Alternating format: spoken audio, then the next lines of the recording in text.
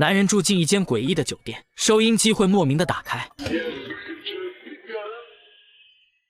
上面出现恐怖的倒计时，因为酒店的经理曾告诫过他，没有人能够在1408撑过1个小时。他趴到窗口，嘈杂的街道竟然没有一点声音，难道是自己聋了吗？可刚转身就被掉下来的窗户砸到手上，他用凉水清洗血迹，却突然之间变成1000度的热水。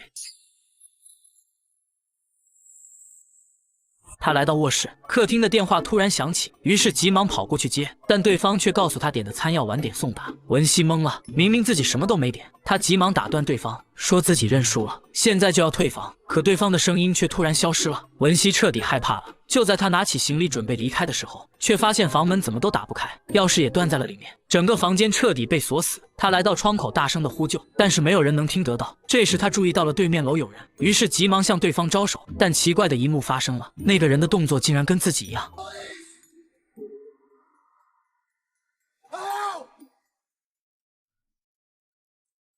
文熙拿起台灯，对面也同样拿了一个台灯，然而下一秒，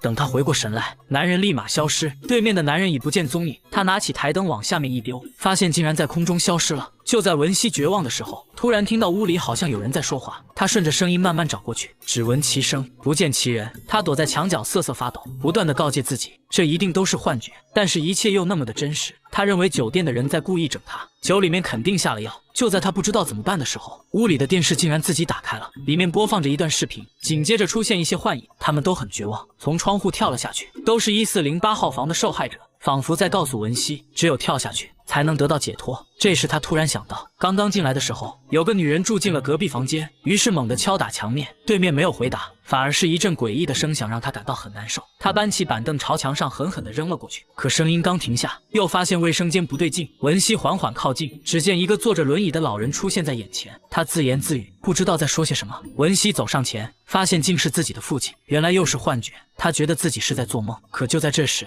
诡异的一幕又出现了，裂开的墙面渗出咖啡，眼看就要破墙而出。他立马走向墙上的酒店平面图，发现旁边就是一间客房，大概测量了一下到隔壁窗户的距离，他打算从外面爬过去，可短短18步的距离，走了半天都没有走到窗户的位置。仔细一看，原来根本就没有窗户。他调整身形，想要返回1408，然而下一秒，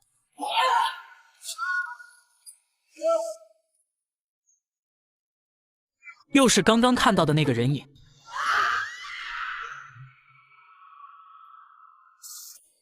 眼看窗户就要落下，他急忙回到了屋里，向猫眼看去，外面居然变成了一堵墙，屋内的灯光开始闪烁。一转身，窗户也变成了砖墙。此刻的文熙非常后悔入住了这间酒店。这时灯光突然熄灭，就在他打开的时候，镜子中再次闪过刚刚的男人。